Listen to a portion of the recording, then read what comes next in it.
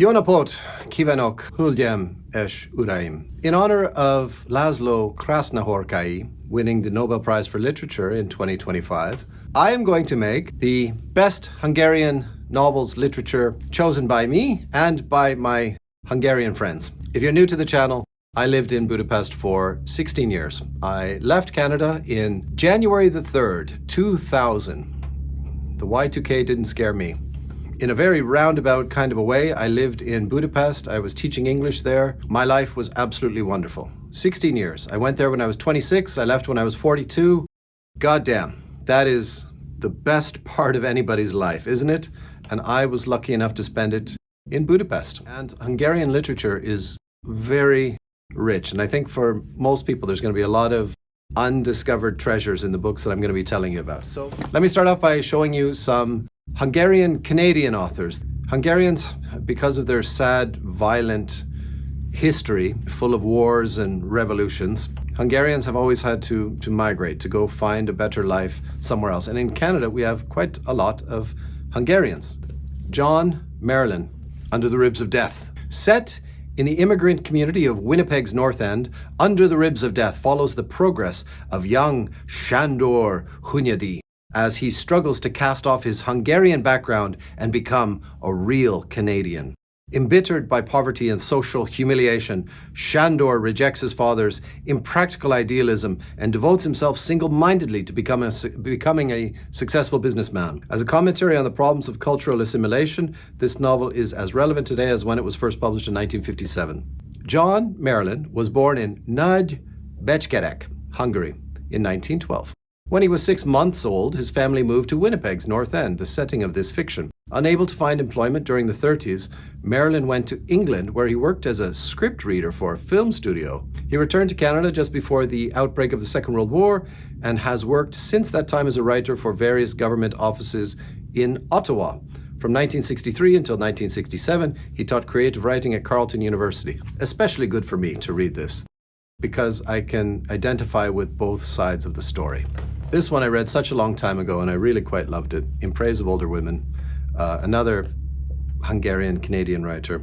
I'll read you the bio. Stephen Vizinci, born in Hungary, started his career as a poet and playwright. After taking part in the 1956 revolution, he escaped to the West and settled in Montreal, where he wrote scripts for the National Film Board and founded and edited the literary political magazine Exchange. In Praise of Older Women, what do you think it's going to be about? Well, it's about a young man who likes older women. For good reason. I had a friend, Nicholas Johnson, and he used to say to me, Grant, don't disregard those older women. You can make some very fine music on an old piano. Nicholas Johnson, I remember your advice. Let's get to the good stuff. So on Facebook, I asked my Hungarian friends, what do you think are the greatest Hungarian novels? And here we go. Tünde. I've always loved the name Tünde. Tünde actually translates into fairy. It's actually a very literary name. It comes from a play, Csongor és Tünde, which is, but I forget the name of the writer. And he invented those names, which became quite popular Hungarian names. I met quite a few Tündes. I met quite a few Csongors. I know that name sounds very peculiar to our North American ears, but yeah, Csongor. Tünde was my old Hungarian teacher. She had the patience of a saint trying to teach me Hungarian, and she was a very good teacher. I really felt that she did help me quite a lot. Thank you, Tünde. She would like to recommend Opium by Csat Géza. Hungarian people give their surname, family name, first, and then their Christian name second, the same as Japanese people. If you go to Japan and you meet Mr. Yakamoto and his name is Ritsuki, he will say, nice to meet you, Yakamoto Ritsuki. Surname, first name. Hungarians, the same. In North America, we would say his name is Géza Csat, but in Hungarian, it's Csat Géza. Are you with me? Did you get that? Because it's going to be important for this list, because I go back and forth with the English and Hungarian style. Okay? Grant, read the list. Okay.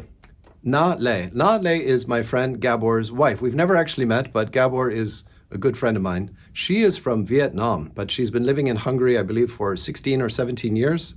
And I think she's a doctor.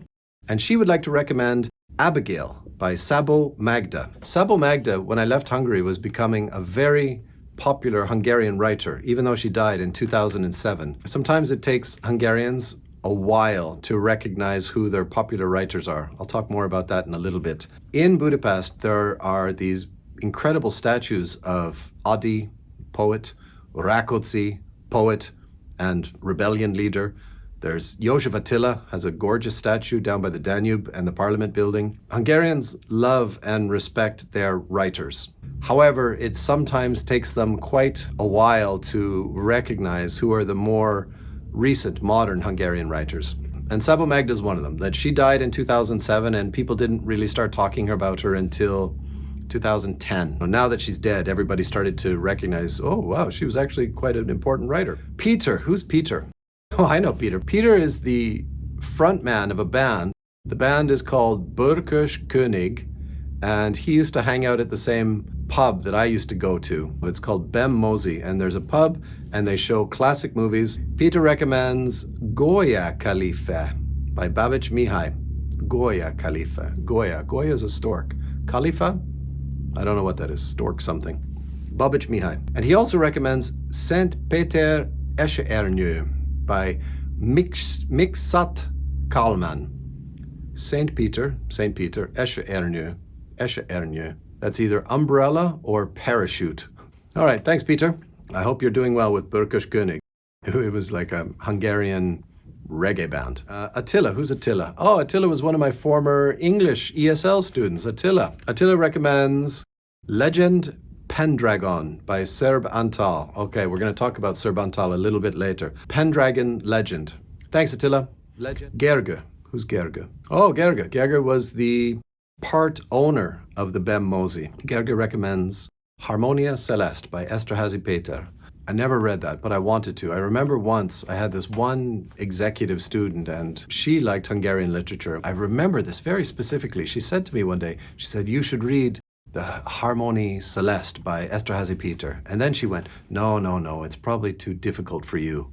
And I was very insulted that she would condescend to me saying, oh, that's too hard for you. In truth, I haven't read it, but it's hard to find. Harmonie Celeste by Esterházy Péter. All of these books are incredibly hard to find in English anywhere in the world except for Hungary. And even Gábor. Oh, this is Gábor. Gábor, who's married to Na Le. Gábor and I met when I started doing Aikido. I did Aikido for 8 years. I got a brown belt and I stopped. Gábor, when I met him, he had long blonde hair. He was kind of a rocker. He liked death metal. A year later, he shaved off all of his hair, but forever, I continued to call him Long Hair Gábor. Gábor is one of the absolute most popular Hungarian names. I think probably the most popular. There's István, there's Gábor, and there is maybe Laszlo. I knew at least a dozen Gábors. All right, Gábor recommends Embers by Márai Sándor. I've read Embers by Márai Sándor, and it's excellent. Very subtle, slow-moving, really quite good. It was such a long time ago. I don't know how to describe it very well, but just an excellent, well-constructed novel that really puts me in mind of Machado de Assis, the novel about the man who he's not sure if his wife has had an affair with his best friend or not. Embers by Márai Sándor feels similar to that novel. Very, very good. I really would recommend Embers. And I think that one is not too difficult to find generally in North America. Bori. Who's Bori? Bori is the wife of Péter. Péter was my first Aikido instructor. Kokoro Aikido. And she has a black belt in Aikido as well. And here's a photo of Bori and me at my first Aikido karaoke party. I didn't want to sing karaoke, but everybody insisted that I do. There I was with glasses, skinny, and it was really quite a big night because that was the big party after my first belt exam. I got my yellow belt. We were all so excited. We had this big karaoke party. In the Budapest Aikido world, it was always a karaoke party because karaoke is Japanese and Aikido is Japanese. So Bori recommends Iskola a Határon by Ottlik Géza. Iskola a Határon. School in the street? School on the border? Ottlik Géza. Wow, that's one I've never heard of, Bori, but thank you. And Ildikó. Ildikó. Who's Ildikó? Ildikó is actually, when I met her, she was a dramaturg at the most artistic theater in Budapest, the Erkén István Színház. It's named after a writer, Erkén István. And Actually, while we were having our English classes together, she started her career as a director with a small play that she gave me free tickets to go to see. What was that little play? It was funny because they didn't want her to give her the main theater, so she had to put on her first production in the lobby of the Örkény István Színház. But Ildikó really has a very artistic sensibility, and she did a fantastic job just in the lobby. And I went to see it, and even though it was all in Hungarian, I still enjoyed it very, very much. My Hungarian was good at that point. And then what? She went on to do the second performance of Mary Stuart. And I also got tickets to that. And I feel a little bit bad today because I remember that night. I was so happy to go to see this play that I put on so much perfume, like so much cologne. I really doused myself with this very strong, a lot. I must have filled up the entire theater with all of the perfume that I wore, and it makes me feel bad to this day. But I enjoyed the play Mary Stuart very much, and I read it in advance so that I would be fully aware of what was happening while I was watching the play. And another friend of mine was performing in the play named Hamori Gabriela. All right, so Ildikó recommends The Door by Szabó Magda, second from Szabó Magda from my Hungarian friends. And she also recommends, from Laszlo Krasznahorkai, A Satan Tango. So one from the Nobel Prize winner. Thanks, Ildikó. I hope your career is going well. Ildikó, I know she's doing well. I could see on Facebook she works in Berlin. And really, if you're working as an avant-garde theater director in Berlin, well, what's better than that? Hard work, though. All right, let me tell you about my favorite Hungarian novels. So what I was saying earlier about Hungarians not really recognizing certain writers, there was one writer named Arthur Koestler. The vast majority of Hungarians, they look at you with a blank expression like, who's that? Arthur Koestler? That's a German name. He's not Hungarian. I'd say, yeah, he's Hungarian. He was born in Budapest. And actually, in English, he's very highly regarded for his novel Darkness at Noon. That was a very depressing novel about a man, a political prisoner in a Russian cell, being interrogated by this relentless force of fascism. And that's the whole book. And it's a hard book to love, I think, but it's very highly regarded. Arthur Koestler also wrote another book called Scum of the Earth, which is wonderful. Arthur Koestler, born in Budapest, but he lived in Paris, and he was a writer for British newspapers and for French newspapers, a real heady intellectual. When the Second World War broke out, he was a very highly regarded and famous journalist, and so the gendarmes came to his apartment, they knocked, said, Mr. Koestler, we really apologize, but the Second World War has started. Your native country, Hungary, is on the other side that we are against, and we are going to have to arrest you, as well as all of the other foreign nationals. You're not allowed to be at large in France. And so he said to them, gentlemen, I understand. Yes, it is a shame. Won't you do me a favor? Will you come and arrest me on Monday and let me have a couple of parties to say goodbye to all my friends in Paris? Just give me the weekend to celebrate and then come and arrest me on Monday. How about that? And they said, yes, of course, we completely understand. It's very reasonable. Yes, say goodbye to your friends. We'll come back on Monday. And they leave. So he escapes down to southern France, hoping to avoid detection, formulates a plan to sail to England from Spain or Portugal. Not only is like a flight from Nazi Germany, it's also a flight from the people of the countries where he exists. And he wrote the book while he was prisoner of war in a British prison. Why the book is so good is because he doesn't know how the war will end. And there is a strong, strong feeling that he thinks Germany will win. And in most of the books you read and most of the movies you watch, you always have this feeling that the Allied, America, Canada, England, Australia, they're going to win the war. And Germany will lose the war. There's always that feeling that, yes, we know Germany has taken Poland and Germany has taken Czechoslovakia and Germany has taken France, but we know that they will lose. And Arthur Koestler doesn't know that while he's writing Scum of the Earth. And he feels that Germany will win. They're taking over Europe. They are unstoppable. And that gives a very strange, dark, foreboding tone to the entire novel, that they're unstoppable. Nobody will be able to stop Adolf Hitler. And you feel that in his book, which really makes for a unique read. And for some reason, Hungarians, who's Arthur Koestler? I don't know. Is it a German writer? No, born in Budapest. They even made a statue of him on Király utca. Statue, Koestler. Hungarians have no idea who he is. Similar to Scum of the Earth, there's a poet, Péter. He wrote a small autobiographical book called The Smell of Humans. If anybody would like to send me a gift, please, if you could send me an English copy of The Smell of Humans by Péter. In Hungarian, the title is Emberszög, means the same thing. Emberszög is like human stink. The Smell of Humans. It is about this old Jewish poet, Péter, and the war is nearly over. And this Hungarian Nazi party, they weren't Nazis. The Nazi party was Germans. Hungarians also had a Nazi party, but they were called the Arrow Cross Party. And they were the same as Nazis. So this Arrow Cross Party, they know that they're losing the war, but, well, what can I say? Like, you can't sugarcoat it. They still want to kill all the Jews in Budapest. Now, all of the Jewish Hungarians have been relocated to a Jewish ghetto, which still exists very famously today in Budapest in the 7th district. The 7th district used to be a nice place, but it became just this party zone. And now the whole 7th district was just one pub after another. Like, it sounds nice when you're young, but it became so seedy. If you lived there, it would be constant noise, constant broken bottles and vomit and piss all over the place. The whole 7th district just went to hell. And unfortunately, that very historically was also the Jewish ghetto of Budapest. And they still have the world's second largest synagogue. Anyway, Péter, living there, writing his poetry as best he can.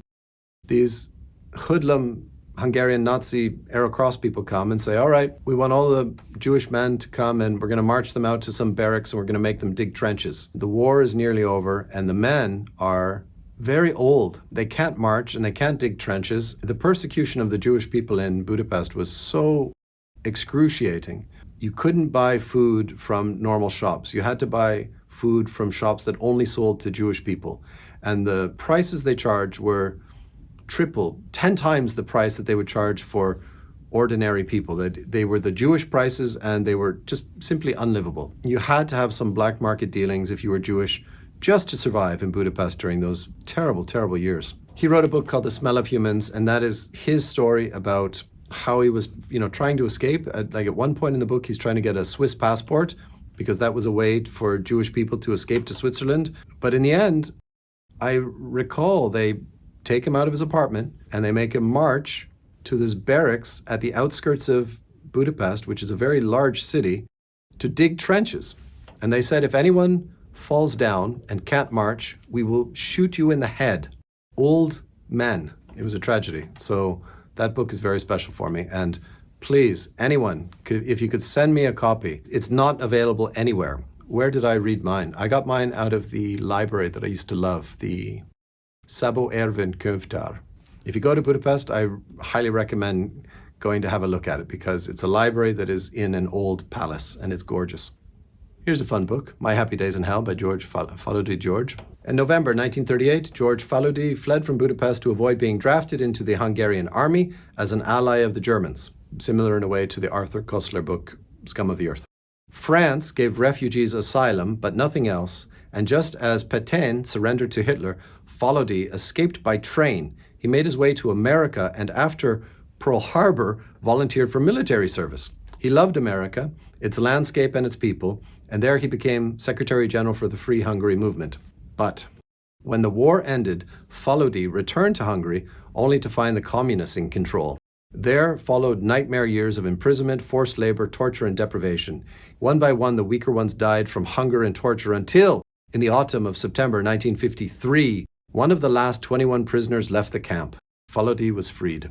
Went to America, survived the war, didn't have to fight on behalf of the Germans, went back to Hungary. Now the Soviets, the communists, are in charge, and life was still hell. 1950 to 1989, the fall of the Berlin Wall. Secret police, kidnappings, deportations to Siberia. I had a girlfriend, and her uncle was in Siberia in one of the gulags for several years. I asked how he survived, and he said, well, it was easy. I didn't smoke. We got rations of cigarettes, and people sent me cigarettes, and I traded my cigarettes for food with the smokers, and they all died, and I lived, because they gave up their food for cigarettes, and he survived. I wish I had spoken more to him, but, well, what can I say? We weren't together very long. That was Timia. Timmy and I, we had a nice time together, but things didn't go well at the end, as is usually the case with me. All right, finally, my two favorite Hungarian novels. I go back and forth which one is my favorite, so I'll just say they're both my favorite. Fatelessness by Imre Kertész and Journey by Moonlight by Szerbantal. What's the Hungarian title? Utás és Holdvilág. I've spoken about this book so many times in the past. It is about a 15-year-old boy, Jewish, whose father has been taken away to the camps. A few weeks later, he is also taken away to Auschwitz. The police have stopped a school bus full of Jewish teenagers, basically said, all right, boys, get off the bus and get on that train over there. You're going on a trip. All of these young boys go to Auschwitz, experience this internment camp as 15-year-old boys. And that's why this book is so magical, because it's life in Auschwitz from a 15-year-old's point of view. It's terrifying. It's based on the author's own experiences. Imre Kertész was at Auschwitz and he survived. We don't have too many writers who survived Auschwitz. We have, I know I'm going to be forgetting some, but we've got Primo Levi from Italy. We've got the writer from Poland, Tadeusz Borowski, who wrote This Way for the Gas, ladies and gentlemen. He survived for a while. And we have Imre Kertész. Imre Kertész was another Hungarian writer who Hungarians didn't seem to recognize until he won the Nobel Prize in 2003. And then the whole country went, oh yeah, he's a Hungarian writer. Nobody had ever mentioned to me Imre Kertész until he won the Nobel Prize. And I'm not criticizing Hungarians for not recognizing their writers, because I'm sure Canadian writers who are important and relevant today, I'm probably never heard of, because I'm a classic literature kind of a guy. Absolutely incredible. And one of the most well-written, just fantastic books you're ever going to read, Journey by Moonlight by Szerbantal. A man gets married and he tells himself, he says, now that you're married, you're a man. No more of this childish nonsense. No more of this fear and worry and anxiety. You're a man now with a wife, and he's going to take his wife to Venice. He's never been to Italy. He feels now he's married and he's a man. He's ready to go to explore Italy. And he goes to Italy. Somehow, his wife gets on the train and he gets a bit distracted buying some stuff, and the train leaves without him. His wife goes off. She thinks maybe he's on the train. She can't believe her newlywed husband missed the train. He has missed the train. She goes one way. He goes entirely in a different direction. They have this Italian experience. It's so peculiar, but it's absolutely incredible novel. I know I've read this before, but I have to read it again. On the train, everything seemed fine. The trouble began in Venice with the back alleys. Mihai first noticed the back alleys when the motor ferry turned off the Grand Canal for a shortcut, and they began appearing to right and left. But at the time he paid them no attention, being caught up from the outset with the essential Venice-ness of Venice. The water between the houses, the gondolas, the lagoon, and the pink brick serenity of the city, for it was Mihai's first visit to Italy at the age of 36 on his honeymoon. During his protracted years of wandering, he had traveled in many lands and spent long periods in France and England, but Italy he had always avoided, feeling the time had not yet come, that he was not yet ready for it.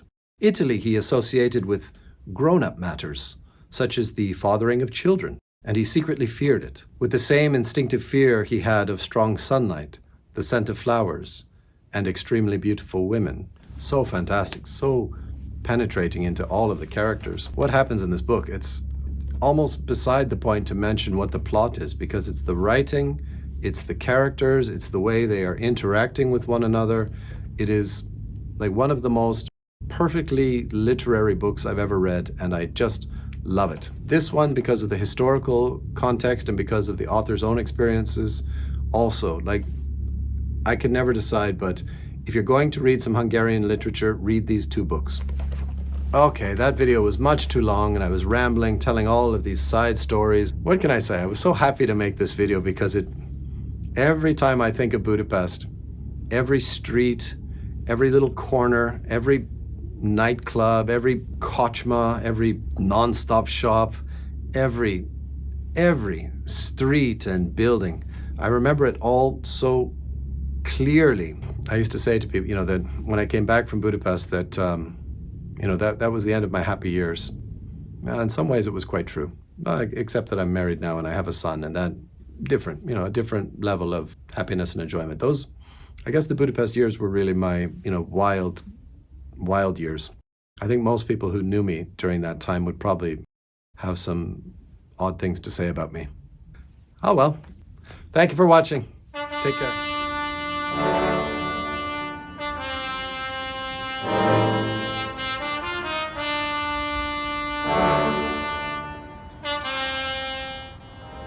As well, I have to say that I was really quite open-minded and adventurous while I lived there, that people would invite me to do things and to go places, and I said, yes, I will do that. I went to teach at a company. Which company was it?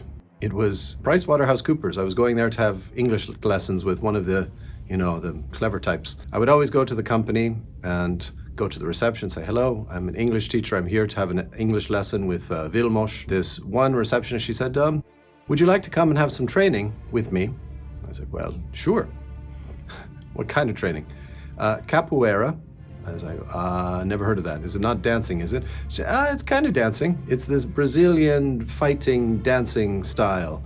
Would you like to come and give it a try? We have classes every Tuesday and Thursday for 2 hours. I went, I loved it. I did capoeira for 2 years, and that was just the beginning. I did so much wild stuff in Budapest and Hungary, generally. I loved it. I didn't want to come back to Canada, and I was really, depressed. It's really hard for me to accept that I've given up that Hungarian part of my life. Honestly, almost every night I'm dreaming that I'm in Budapest. It's crazy. I wake up in the morning and it's like, oh, Canada. Like if your friend is very capable and talented in the kitchen, you might call her a Tünde, which is kitchen fairy. If your female friend is very talented in the garden and she's got a green thumb, as they say, you might call her a Tünde, which is garden fairy.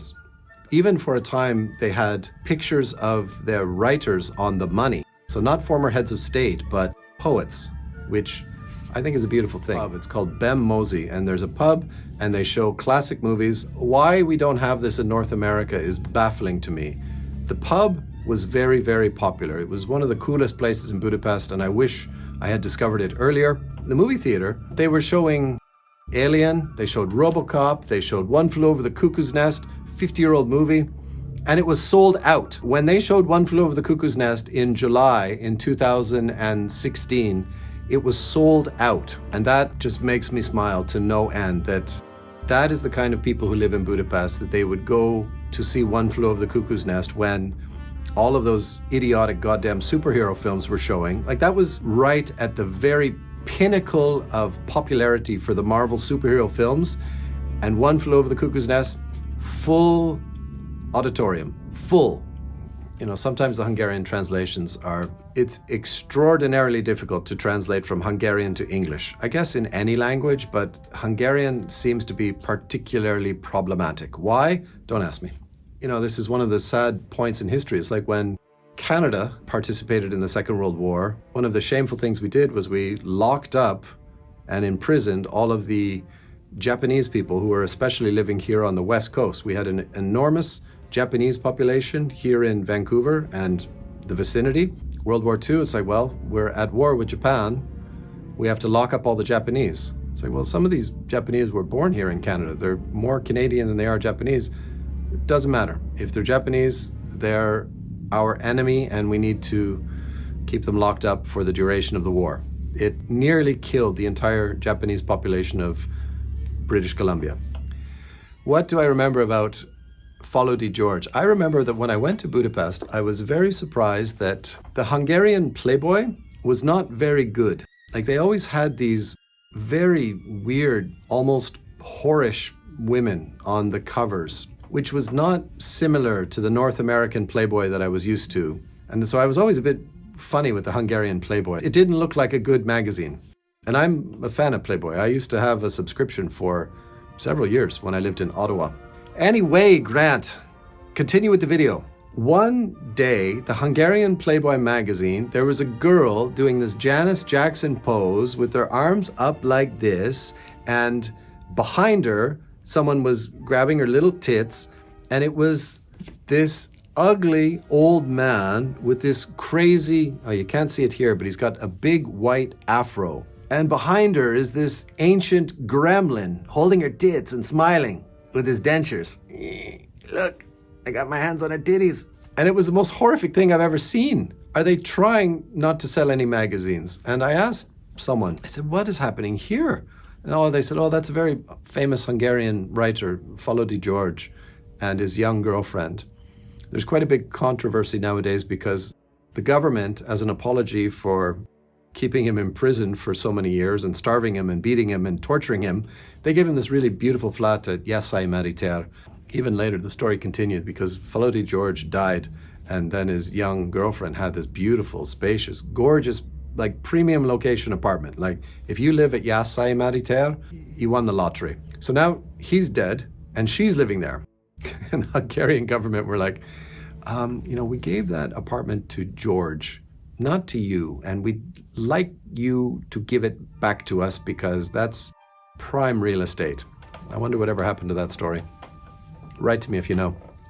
It's hard to talk about Hungary and Budapest without, just being flooded with memories. Honestly, I could talk for hours and hours about the capoeira people and the Aikido people and all of my students that I'd met and the interactions I had with them. And I traveled all around the entire country.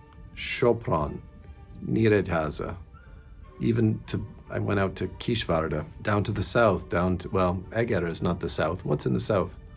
Pécs is down in the south. To Hévíz and all around Balaton Almádi and Balaton. Why did I say Balaton Almádi? What's the Siófok. There's one party town around Lake Balaton. I didn't go too much to the east, but I did go to Debrecen once for one weekend with this kind of crazy girl I think that was it, just that one weekend. Yeah, I met this girl in a coffee shop and she's like, do you want to go to Debrecen with me? I was like, well, okay. I mean, you're cute, so sure. Why? My sister joined the Hare Krishnas, and what they do when you join the Hare Krishnas is they remove you. Like, we're from Budapest, and so they remove you from all your family and your friends, and they take you to this far away location so your family friends can't get to you to deprogram you. So do you want to go to Debrecen with me so we can go to visit my newly Hare Krishna sister? Yeah, let's go. What was her name? The girl's name was Victoria, and her sister's name was Bea. I wonder if Bea is still a part of the Hare Krishnas. I remember Victoria telling me all these secrets about her sister and the Hare Krishnas. She's like, it's kind of weird that my sister joined the Hare Krishnas because, she's got breast implants. I have dozens of those stories. Thank you for watching.